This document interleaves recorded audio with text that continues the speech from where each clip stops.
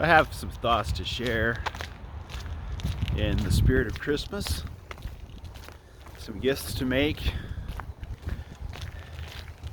some insights on the love of God, and I'd also like to talk about the Mother Mary after that, so stay tuned. So this morning I went with my family to church. Usually don't go, but I felt very much inspired that today was a special day, and it was one of those deals where it's just sacrament meeting, and I'm glad I went because they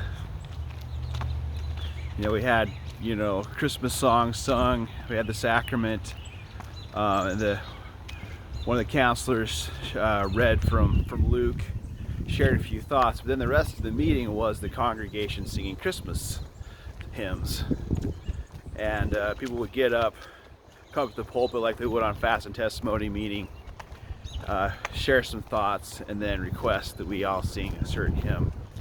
So that was really nice. For years, I have wished that we would do that at church, especially at Christmas time. I don't really enjoy listening to choirs that much, especially choirs from church, because usually they don't really sound that great. I'd like to sing the songs myself. But I was thinking about thoughts that I would choose to share. I did not stand up and say anything, but here are some thoughts that I would have liked to have shared if I'd had the opportunity in the right way. So often we think that if we could just experience a theophany event where we're brought into the presence of God, and we feel, we see the lightning and the light, and we feel all the love and the power, and that would transform us into being some kind of a saint.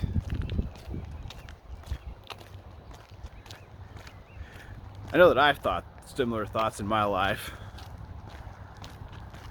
If I could just feel the love of God in a certain way, in some grand way, that would make all the difference. And the problem with that is it's not true at all. It's not true at all. In fact, having that kind of an event in your life, if not properly prepared for it, well, first of all, it'd kill you. And if you were simply in the spirit and you could withstand it, it would most likely damn you. Because it would actually not cause you to make the changes in your life that you should. It would just make you that much more miserable by contrast from what you don't have.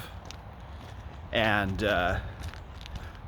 you would simply wallow in the pain and suffering that comes by contrast, but not having the quality of soul that one should have in association with that kind of an event.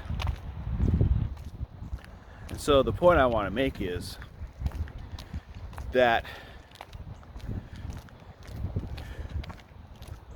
we should not be seeking to experience the love of God half so much as we should be seeking to receive the love of God. We should not be seeking the experience of the love of God half so much as we should be seeking to receive the love of God.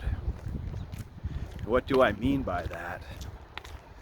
What I mean is that we should be doing all we can to receive and to live His teachings and commandments.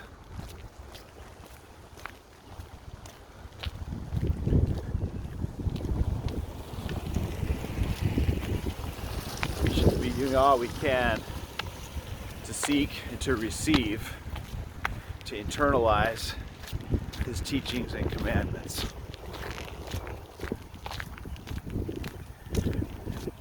And a part of that is going to be passing into and through the valley of the shadow of death.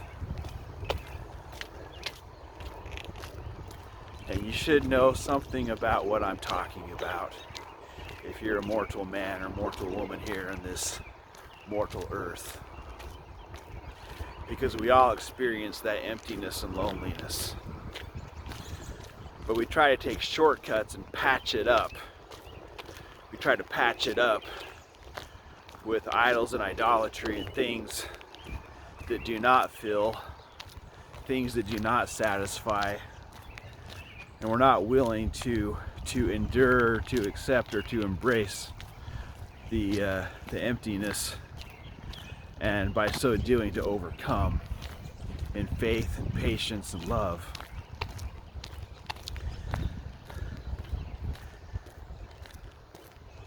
I'd like to talk about the Mother Mary as a tremendous female example manifesting the female version of what Christ is and would be on earth. I like to talk a little bit about who and what Mary was and is. In the Evangelium of James, a apocryphal work, it's available online, or you can buy it in book form. The translation's definitely a little bit messed up, but the core message is there. It talks about how Mary was born through miraculous means. Her father and mother were unable to have children, and in her mother's advanced years, they prayed and fasted and received a promise that Mary's mother would conceive, but that they would be required to offer this child as an offering to the Lord. And so when Mary's mother conceived her, there was of course great rejoicing, and when she was born, after a few years, once she was weaned, she was brought to the temple, and she lived in the temple and she served in the temple throughout her growing up years. Mary served in the temple, and she had a great reputation throughout the district as a very, very beautiful, righteous, lovely, virtuous, shining example of what a daughter in Israel should be. She had that reputation, and she was a miraculous child of prophecy. And then when she got to the age of when she could bear children, the priests considered that a liability. They didn't want any mishaps, and so they thought, well, she needs to be betrothed and married off. So short story is there were those who were thought to be suitable candidates, and there was they drew lots, and Joseph drew the short lot, as it were. And according to the Evangelium of James, Joseph was a widower. He'd already had a wife who had passed away. He already had children, and he was astonished and rather upset by the idea of taking a young girl such as Mary to wife. But again, through miraculous means, he was persuaded that this indeed should be the case. And so, you know the story. And I contrast the story of Mary with the story of Zacharias.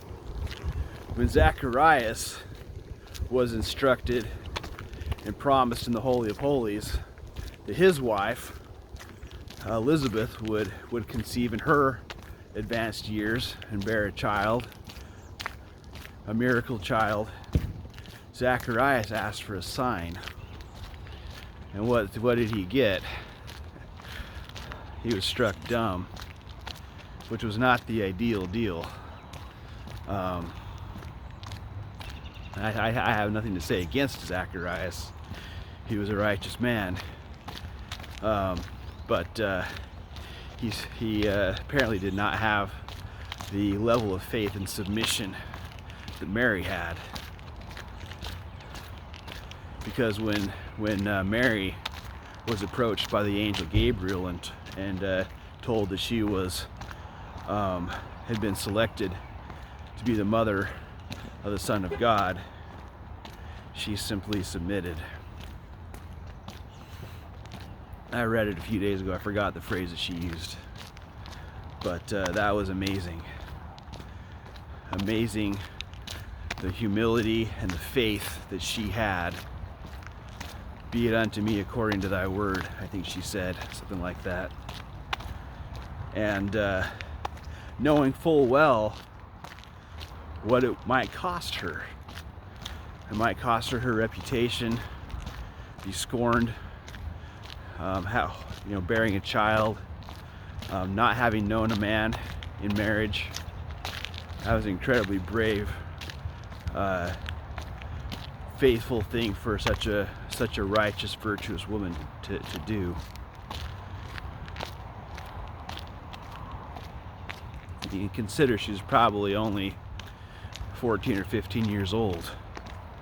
You know, when we see the Mother Mary depicted in art, you see someone who, a young, fair maid who looks like she's about 22. She wasn't. She was a teenager. She was, in many respects, still a child herself. So that's amazing, absolutely amazing. I'm not going to recount all the things that we know of that Mary passed throughout her life. But it's apparent that as Joseph and Mary traveled to the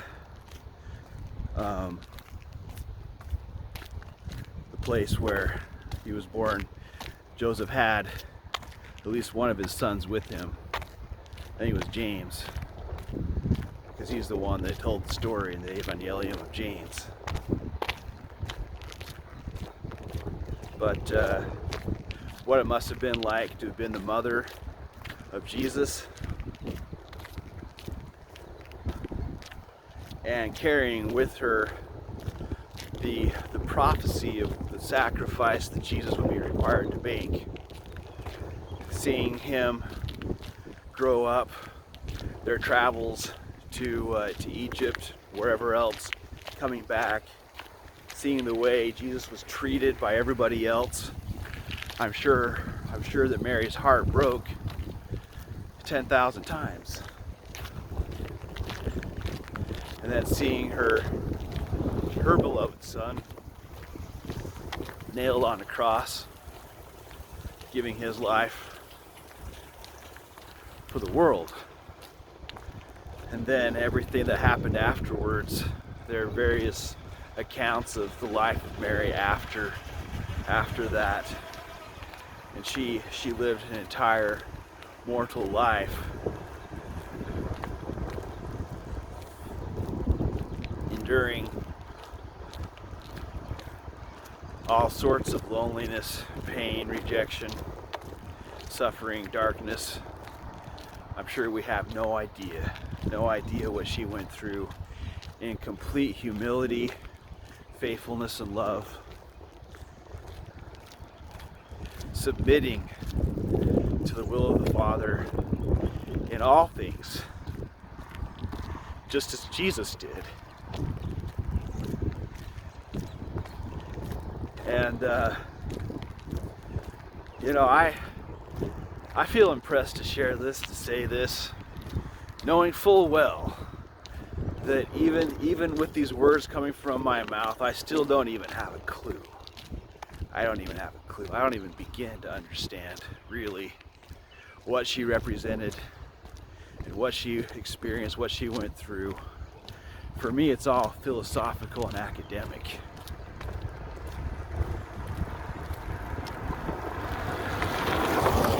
But I wanted to share this, especially for the women who might be watching, the mothers, the daughters, the wives, those who know mothers, daughters, and wives, just to put forward Mary, the mother of Jesus, and as an example of one who indeed throughout her life, from beginning to end, was a child of grace, a miracle child, and one who in very deed did manifest the righteousness of our heavenly parents. So there's an example that all women can strive to emulate throughout their lives. And I can tell you that in these last times, there will be plenty of opportunities to do so.